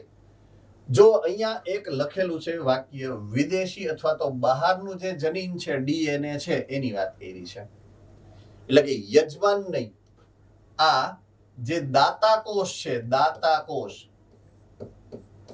એટલે કે દાખલા તરીકે જો આ ઇન્સ્યુલિનનું જનીન હશે ઉદાહરણ તરીકે, તો મનુષ્યના કોષના ડીએનએ માંથી તમારે રિસ્ટ્રિક્શન એન્ડોન્યુક્લિયસને જો કાપ મૂકો તો આવી રીતનું તમને આ ટુકડો મળે, રાઈટ? તો એમાં એક બાજુ ચીપકુ છેડો હશે, હા કે ના? તો કે હા. હવે તમારે એને જો વાહકની અંદર ફિટ કરવો છે, કેની અંદર ફિટ કરવો છે? વાહકની અંદર. કોને? જે દાતા કોષમાંથી તમે ઈચ્છિત જનીનનો ટુકડો અલગ કર્યો છે. ખાસ ધ્યાનથી હું જે સમજાવવા માંગુ છું એ સમજવાનો પ્રયત્ન કરવાનો છે. એટલે આ જે આ બ્લેક કલરનું જે ડાર્ક કલરનું તમને દેખાય છે અહીંયા, ડાર્ક આ વ્હાઈટ કલરનું દેખાય, આ ડાર્ક કલરનું દેખાય, આ બ્લેક કલરનું ડાર્ક કલરનું જે દેખાય એ વિદેશી જનીન માટેનું છે. વિદેશી અથવા તો બાહ્ય જનીન. તો એ ક્યાંથી આવશે? તો કે દાતા કોષમાંથી આવશે. મનુષ્યના કોષમાંથી તમે ઇન્સ્યુલિનનો જનીન કાપ્યું તો એનો એક ચીપકુ છેડાનો ક્રમ ફિક્સ હશે. આઈ રિપીટ, એના ચીપકુ છેડાનો ક્રમ ફિક્સ હશે. હવે જ્યારે મારે એને યજમાન કોષની આમની અંદર દાખલ કરવું તો વાહક દ્વારા જ થાય. તો વાહકની અંદરનો ચીપકુ છેડાનો ક્રમ આ ચીપકુ છેડા હારે જો મેળ ખાતો હોય તો જ જોઈન્ટ થાય ને. એડેનની સામે ગ્વાનિન આવવું સોરી થાઇમિન આવવું જોઈએ, સાઇટોસિનની સામે ગ્વાનિન આવવું જ જોઈએ. રાઈટ. તો આપણા માટે જરૂરી છે કે અહીંયા જે એડેનિન થાઇમિન AATT નો ક્રમ દેખાય છે તમને, એનો પૂરક ક્રમ ઓલા વાહકની અંદર હોવો જોઈએ. તો વાહકને પણ તમારે સેમ ટુ સેમ રિસ્ટ્રિક્શન ઉત્સેચકથી કાપવો પડે તો જ એવું શક્ય બને. બેયમાં પેલિન્ડ્રોમ સરખી હોવી જોઈએ, બેયની પેલિન્ડ્રોમ હોવી જોઈએ, સરખી હોવી જોઈએ. અબ સમજ में आ रही है बात? એટલે દરેક પ્રકારના પ્રોટીનને તમે આ બાયોટેકનોલોજીથી ઉપયોગમાં લઈ શકતા નથી. અહીંયા તમારે બેયને મેચ કરવા પડે.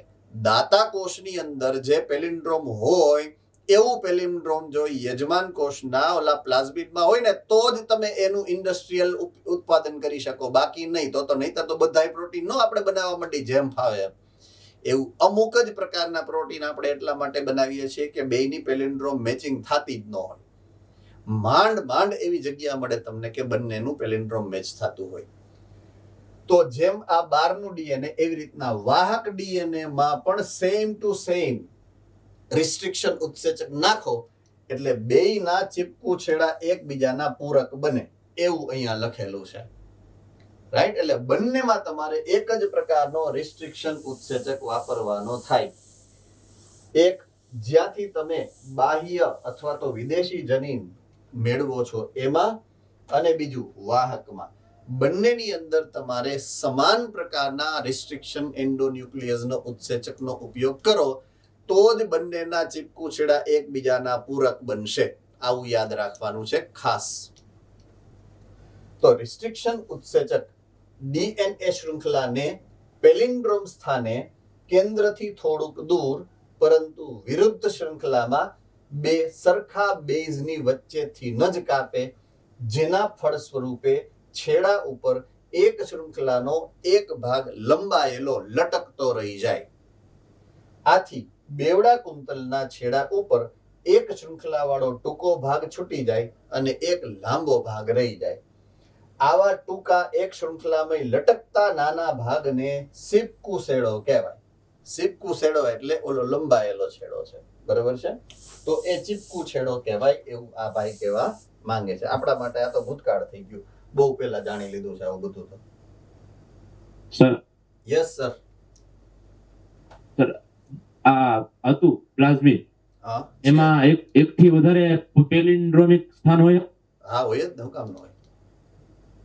હોય ને, પણ નિશ્ચિત રિસ્ટ્રિક્શન ઉત્સેચક નિશ્ચિત જ પેલિન્ડ્રોમને ઓળખે. એ નિશ્ચિત છે, લોક એન્ડ કી મિકેનિઝમની વાત છે. રાઈટ. એટલે એક થી વધારે પેલિન્ડ્રોમ હોય જ, પણ કોઈ એક રિસ્ટ્રિક્શન એન્ડોન્યુક્લિયસ કોઈ એક જ સ્થાનને ઓળખે. એક સરખા ન હોય. કદાચ હું એમ કહું કે 10 છે તો 10 એક સરખા નહીં હોય, અને હશે ને તો એ પ્લાઝમિડ તમે વાહક તરીકે ન વાપરી શકો. આપ સમજ આ રહી વાત? વાહક તરીકે તમે એવા જ પ્લાઝમિડ લ્યો કે જેમાં નિશ્ચિત પ્રકારની પેલિન્ડ્રોમ એક સંખ્યામાં જ હોય, એકની સંખ્યામાં જ હોય. એવું આગળ આવશે, આ મુદ્દો આવશે આગળ. એટલે તમારું મગજ એક સ્ટેપ આગળ હાલે છે. It is very good, I appreciate કે ઈ એક સ્ટેપ આપણે તમે આગળ વિચારવા માંડ્યા કે એવું થાય તો શું કરવાનું. થઈ શકે, પણ તો એ પ્રકારનું જો પેલિન્ડ્રોમ આપણી સામે આવે, એવો કેસ કે એમાં જ્યારે પ્લાઝમિડની અંદર એક સરખા બે પેલિન્ડ્રોમ છે તો એ તમારે ઉપયોગમાં તમે ના લઈ શકો. તમારે એવો જ પ્લાઝમિડ, એવો જ વાહક લેવો પડે કે જેની અંદર પેલિન્ડ્રોમની સંખ્યા એક છે, બાકી ટુકડા વધી જાય. તો પછી બોલો યજમાન કોષને ફિટ ક્યાં કરવો? બાહ્ય વિદેશી ડીએનએ ને, એ આપણા માટે મુશ્કેલી થઈ જાય. એટલા માટે આપણે એવા વાહકના કોષને સિલેક્ટ કરવો પડે, અથવા સોરી વાહક ડીએનએ સિલેક્ટ કરવો પડે, પ્લાઝમિડને, કે જેમાં એક પેલિન્ડ્રોમ એક સંખ્યામાં હોય. પછી ભલે પેલિન્ડ્રોમની સંખ્યા વધારે છે પણ એક પ્રકારનો પેલિન્ડ્રોમ એક જ સંખ્યામાં હોય એવા પેલિન્ડ્રોમને સિલેક્ટ કરવો પડે. બરાબર છે? ફાઇન. પેલિન્ડ્રોમિક સ્થાન પૂરું થાય ત્યાંથી જનીન ચાલુ થઈ જાય. જનીનમાં જ આવે પેલિન્ડ્રોમ. તો જમીન જેટલું એટલું જ પેલિન્ડ્રોમ સ્થાન હોય. જનીન તો લાંબુ છે. આમ દાખલા તરીકે હું એમ કહું કે આ મારો હાથ અહીંયાથી લઈ અને અહીંયા સુધીનો છે, તો કોણીએ મારા હાથમાં આવે ને, હથેળીએ મારા હાથમાં આવે, આંગળીએ મારા હાથમાં આવે, રાઈટ, કાંડુય મારા હાથમાં આવે. આ બધું હાથનો જ ભાગ છે. તો જનીન લાંબુ છે, પણ જનીનનો એક ભાગ પેલિન્ડ્રોમ છે. એટલે પેલિન્ડ્રોમ તો નાનો 6 જ ન્યુક્લિયોટાઇડનો ટુકડો છે, બેઝ પેરનો ટુકડો છે. જનીન તો ખૂબ લાંબુ હોય, રાઈટ. જનીન તો હજારો બેઝ પેર ધરાવે. એ હજારોમાંથી 6 નો વચ્ચેનો કટકો હોય ને એ પેલિન્ડ્રોમ છે. Understood? All right. Okay, so next. Yes sir, આ ચીપકુ છે એની જગ્યાએ બેઠો ચીણા હોય તો જોડાઈ ના શકે? જોડાઈ શકે, પણ દાખલા તરીકે હું એમ કહું કે મારે મજબૂત જોડાણ કરવું છે, પોઈન્ટ સમજવાનો બહુ સારો. Again very nice question. I appreciate this question. હવે દાખલા તરીકે આ સામેનો છેડો છે ને આ સામેનો છેડો છે, બરાબર છે? તો અહીંયા એક ને એક બે ન્યુક્લિયોટાઇડ છે, બેઝ પેર છે, અને અહીંયા એક ને એક બે બેઝ પેર છે. બે બેઝ પેર આની સામે આ જોડાય છે, આની સામે આ જોડાય છે, એટલે બંધ તૂટે છે કેટલા? તો કે 2. કયા? તો કે ફોસ્ફોડાએસ્ટર.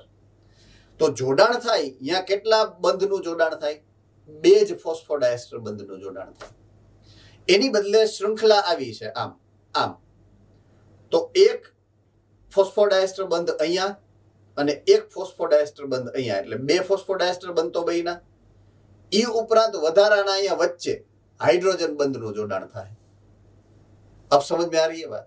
એટલે વચ્ચેના જે હાઇડ્રોજન બંધ છે એ એડિશનલ સપોર્ટ, વધારાનો સપોર્ટ આપશે જોડાણ કરવા માટે. તમે દાખલા તરીકે વાત કરો છો કે આપણે ઘરની અંદર જે દિવાલ બનાવતા હોય તો દિવાલમાં ઈંટ પણ જો આવી રીતના મૂકીએ આપણે આમ, અને નીચેના લાઈનમાં આ રીતના ઈંટ મૂકીએ, એક ઈંટની ઉપર ડાયરેક્ટ બીજી ઈંટ ના મૂકીએ, સાઈડમાં મૂકીએ, ખબર ને, અડધી. એટલે આ પેલિન્ડ્રોમ જ થયું ને, આ આયોજન જ પેલિન્ડ્રોમનું છે. આપ સમજ में आइए પ્રોપરલી જે હું વાત સમજાવવા માંગુ છું, એટલે એ મજબૂત જોડાણ તમને આપશે. એટલા માટે good question, I appreciate.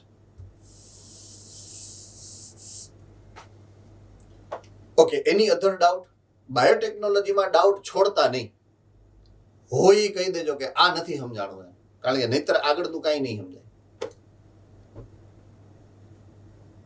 All right, હું આગળ વધું છું હવે.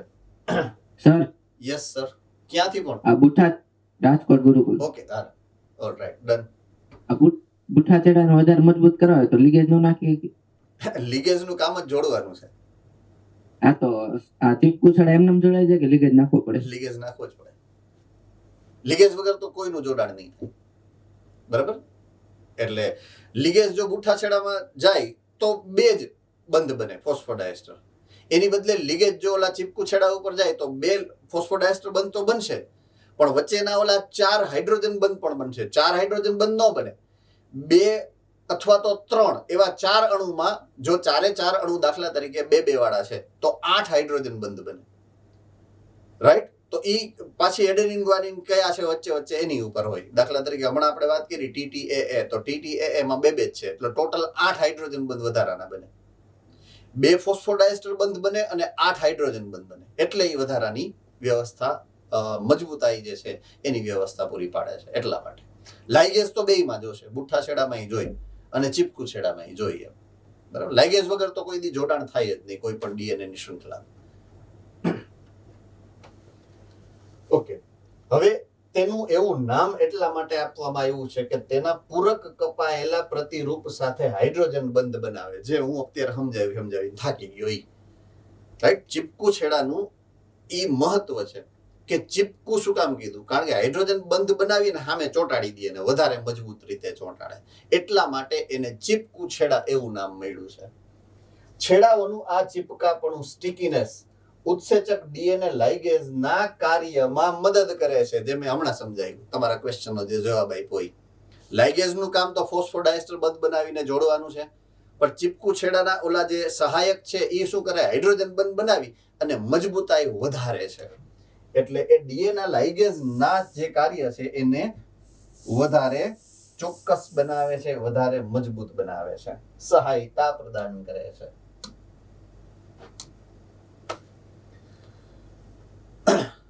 ઓલ રાઈટ, તો આ આકૃતિ અહીંયા જે આપી છે આકૃતિનું મહત્વ સમજાવી દઉં પહેલા, અને પછી હું તમને અહીંયા જે આપ્યું છે એની વાત કરીશ. બરાબર છે? તો પહેલી વાત, આ જે છે અહીંયા જે એક સાઈડ એટલે કે મારી સાઈડ જે દેખાય છે તમને, ઈ લખેલું હશે અહીંયા વિદેશી ડીએનએ. જુઓ જોઈ, તમને તમારી આકૃતિમાં દેખાઈ ગયું છે વિદેશી ડીએનએ.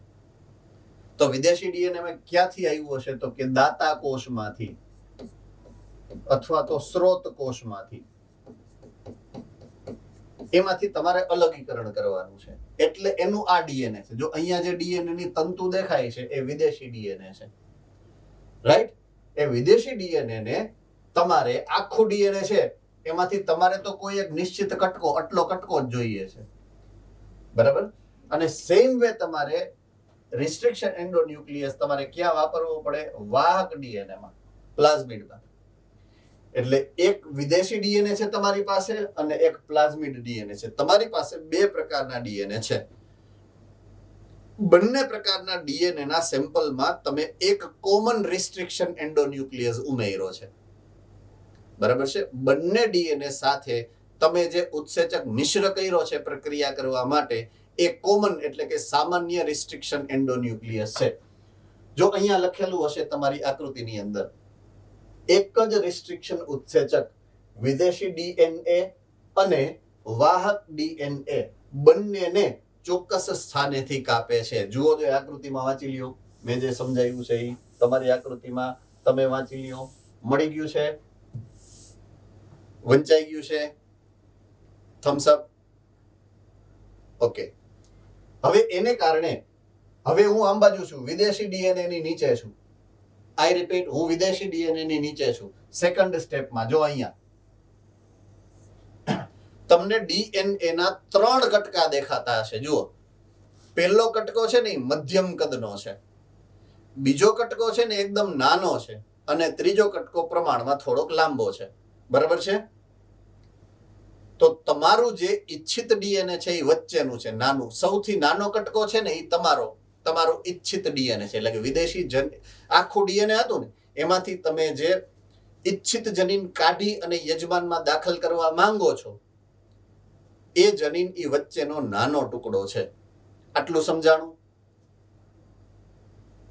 થમ્સ અપ. ઓકે. તો એને તમે આ નાના ટુકડાને, વચ્ચેનો જે ટુકડો છે એને તમે અલગ કરો છો. રેડી? અલગ કરી તો અહીંયા પણ અહીંયા બે જ ટુકડા બનશે. અહીંયા બે જ ટુકડા બનશે, કારણ કે આ વલય આકાર છે ને, ઓલું છૂટું આમ લાંબુ હતું, આ વલય આકાર છે. વલય આકારમાં બે જ ટુકડા બને, એક નાનો ટુકડો, એક મોટો ટુકડો. એક નાનો ટુકડો, એક મોટો ટુકડો. આમાં તમે કોને સિલેક્ટ કર્યો? તો મોટા ટુકડાને સિલેક્ટ કર્યો કે નાના ટુકડાને? નાના ટુકડાને. સામે ઊંધું કરવાનું છે, યાદ રાખજો. સામે ઊંધું કરવાનું.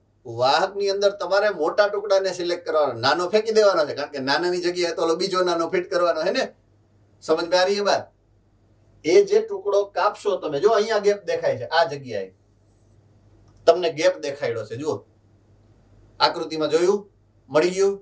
ઈ ગેપમાં તમારે આને ફિટ કરવાનો છે, આને ઉપાડીને અહીંયા નાખવાનો છે, આને અહીંયા નાખવાનો છે. ઈ આવી રહ્યું, અહીંયા થઈ ગયું. જો આ જગ્યાએ તમને અલગ દેખાતું હશે થોડું. રેડી? એટલે વિદેશી ડીએનએ માંથી વિદેશી જનીન તમે ઉપાડી અને અહીંયા ફિટ કર્યું, એટલે આને કહેવાય પુનઃ સંયોજિત ડીએનએ નો અણુ. પુનઃ સંયોજિત ને ગુજરાતીમાં આખું લખ્યું છે, શોર્ટમાં આરડીએનએ કહેવાય. આ આરડીએનએ બની ગયો. શું બની ગયો? આરડીએનએ બની ગયો, બરાબર છે? હવે એને તમારે શું કરવાનું છે? આપણે શેના માટે ઈ કર્યું હશે? આખું આયોજન શેના માટે કર્યું છે? તો કે એ જે વિદેશી જનીન તમે યજમાનની અંદર ફિટ કર્યું, સોરી વાહકની અંદર ફિટ કર્યું, વાહક કે જે આરડીએનએ છે, આ આરડીએનએ તમારે હવે યજમાન કોષની અંદર દાખલ કરવાનો. એટલે આને યજમાન કોષની અંદર ઘુસાડી દીધો. યજમાન કોષની અંદર એ ઘુસાડવાની પ્રક્રિયા એટલે યજમાનનું રૂપાંતરણ થયું કહેવાય. નવો શબ્દ આવ્યો આપણા માટે. શું થયું કહેવાય? રૂપાંતરણ. જો ઈ જનીન એની અંદર ઘૂસ્યું તો એને રૂપાંતરિત કહેવાય. રૂપાંતરિત કોષ કહેવાય. રૂપાંતરિત યજમાન કહેવાય. ન ઘૂસે તો બિન રૂપાંતરિત. બરાબર છે? તો આરડીએનએ જો આની અંદર ઘૂસશે, આની અંદર એટલે યજમાન કોષ જે ઇકોલાઈ છે અહીંયા, ક્લોનિંગ યજમાન, જો એની અંદર ઘૂસી ગયો તો એને થઈ ગયું રૂપાંતરણ. બરાબર છે? યાદ રાખવાનું છે. આ બધા શબ્દો હવે ડાયરેક્ટલી આવશે કે રૂપાંતરણ પામે. રૂપાંતરણ પામવાનો મતલબ જ આપણને ખબર ન હોય તો મંજીરા વગાડવાના, ત્યારે ખબર જ નહીં પડે. બરાબર? રૂપાંતરણનો અર્થ આવી રીતના લેવાનો છે કે યજમાન જે આરડીએનએ છે એ જ્યારે આરડીએનએ છે એ જ્યારે યજમાન કોષની અંદર ઘૂસે, આ પ્રક્રિયાને તમારે રૂપાંતરણની પ્રક્રિયા કહેવાની છે. ખાસ યાદ રાખવાનું છે. અને પછી એ યજમાન કોષ કે જે રૂપાંતરિત થયો એનું તમારે સંવર્ધન કરવાનું. સંવર્ધન એટલે ઉછેર, બહુભાજન દ્વારા અસંખ્ય નકલો, ક્લોનિંગ કરવાનું. ક્લોનિંગ, આ ક્લોનિંગ થઈ ગયું, બહુગુણન કરાયું તમે. રેડી? તો આ સ્ટેપ દરેકે દરેક સ્ટેપને કેરફુલી યાદ રાખવાના રહેશે. એના મતલબ છે, દરેકે દરેક શબ્દના મતલબ તમારે યાદ રાખવાના. બરાબર? અને થિયરીમાં એ શબ્દો હવે સીધા આવશે. તો એ જ્યારે શબ્દ થિયરીમાં હશે ત્યારે એનો મતલબ શું છે એ તમે યાદ હશે. નો યાદ હોય તો તરત મને કહેજો, એટલે હું ફરીથી યાદ કરાવી દે આકૃતિ ખોલીને કે જો અહીંયા મેં તમને આ સમજાવ્યું હતું એમ. રાઈટ? નહીતર બધું કન્ફ્યુઝનમાં રહેશો, ખબર નહીં પડે. તો હવે હું theory part. Yes sir. Sir આ જે પ્રક્રિયા છે એના માટે ગાજે છે અવાજ. સર આ જે પ્રક્રિયા છે એમાં કોઈ 3 સજીવો યુઝ થાય છે. 3 સજીવો એકનું ડીએનએ છે લીધું, એકમાં ફિટ કર્યું અને એક રૂપાંતર કરીને રાખ્યું, તો કોઈ 3 સજીવો થયું ને? નહીં. સે ફોર એક્ઝામ્પલ મેં જે યજમાન સિલેક્ટ કર્યો ને, એ યજમાનનો જ પ્લાઝમિડ છે ને, એને જ હું વાહક તરીકે વાપરતો, તો જ એમાં ફિટ થાય ને. બાકી તો એની ઓલી પ્રતિરોધક અસર ઉત્પન્ન થાય બીજા કોઈનું નાખું તો એ એની સિસ્ટમમાં જ ફિટ ન થાય ને. તો વાહક મારે એનું જ લેવાનું હોય. ઈ કોલાઈનું વાહક હોય તો ઈ કોલાઈમાં ફિટ કરી શકું. સમજાઈ ગયું? સાલ્મોનેલાનું હોય તો સાલ્મોનેલામાં ફિટ કરી શકું એમ. એટલે 3 સજીવ નહીં, સજીવ 2 જ. એટલે જેનો વાહક તરીકે ઉપયોગ કરો છો એ વાહક હકીકતમાં આ જ યજમાનમાંથી કાઢવામાં આવ્યું હશે મૂળભૂત રીતે. ડન છે? ઓલરાઈટ. ઓકે, હવે કયા પ્રકારનો યજમાન સિલેક્ટ કરવો એની એ પાછી એક મર્યાદા છે, એ આવશે આગળ. એ પણ હું સમજાવીશ કે યજમાન કોષો પાછા કેટલી બધી પ્રકારના હશે. એમાંથી તમારે કયા પ્રકારના યજમાન કોષને સિલેક્ટ કરવો છે વાહક તરીકે પ્લાઝમિડ માટે, એ પણ એક પ્રક્રિયા છે ને પ્રણાલી છે, સિસ્ટમ છે. એ સિસ્ટમ આગળ આવવાની છે, ત્યારે હું પાછું સમજાવીશ કે ઓલું યાદ છે આપણે વાત કરી હતી ઈ આ એમ. રેડી? હું રેફરન્સ આપીશ, મને યાદ રહેશે લગભગ. ઓકે, થિયરી બાકી છે. રિસ્ટ્રિક્શન એન્ડોન્યુક્લિયસનો ઉપયોગ જનીન ઇજનેરી વિદ્યામાં પુનઃ સંયોજિત ડીએનએ અણુ બનાવવા માટે કરવામાં આવે છે કે જે અલગ અલગ સ્ત્રોત એટલે મેં અહીંયા લખ્યું તો ખબર છે કે અહીંયા લખ્યું તો મેં કે આ 12નું વિદેશી છે એના માટે મેં શબ્દ વાપર્યો તો સ્ત્રોત કોષ. બરાબર? તો અલગ અલગ સ્ત્રોત અથવા તો જનીન સંકુલમાંથી પ્રાપ્ત થતા ડીએનએ ભેગા થઈ અને બનેલો હોય છે. આ પ્રાપ્ત થતું ડીએનએ છે એમાંથી. બાહ્ય જનીનમાંથી બાહ્ય ડીએનએ છે. બાહ્ય ડીએનએ માંથી બાહ્ય જનીન આપણને મળ્યું છે.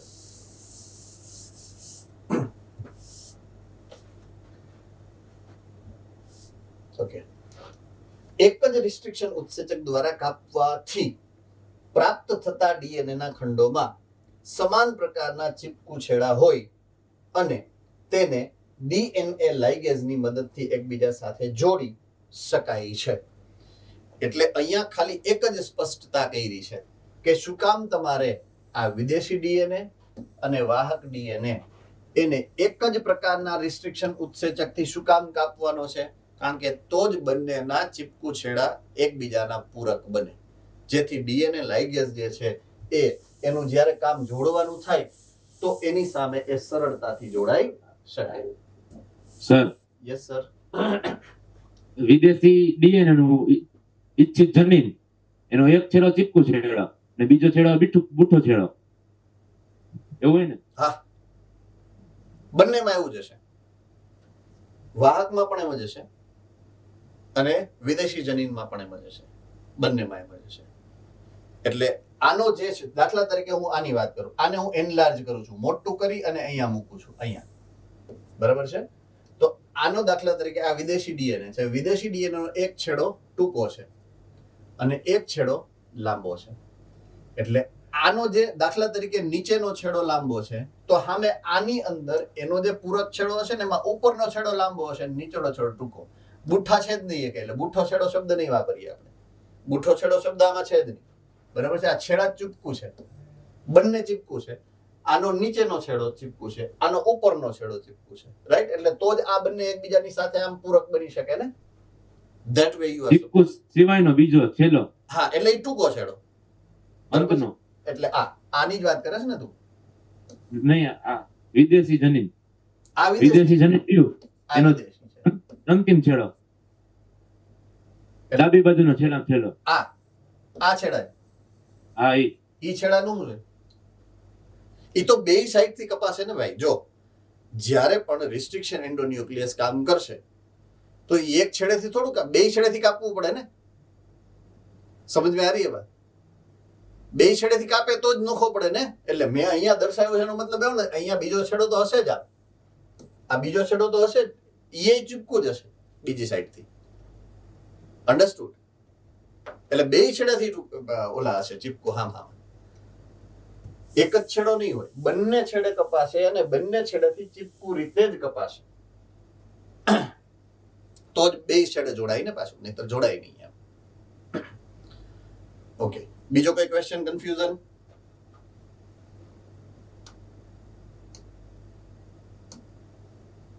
બસ.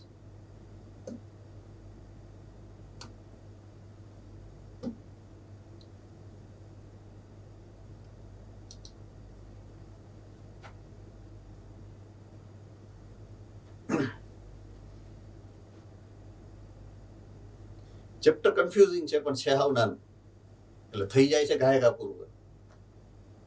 મગજમાં બેહતું હોય, યાદ રહી જતું હોય તો વાંધો નથી, પણ રિવિઝનમાં લઈ લેજો ગાયકા ઘરે જઈ. આળસ ન કરતા, નહીતર કન્ફ્યુઝનમાં જ રહેશો.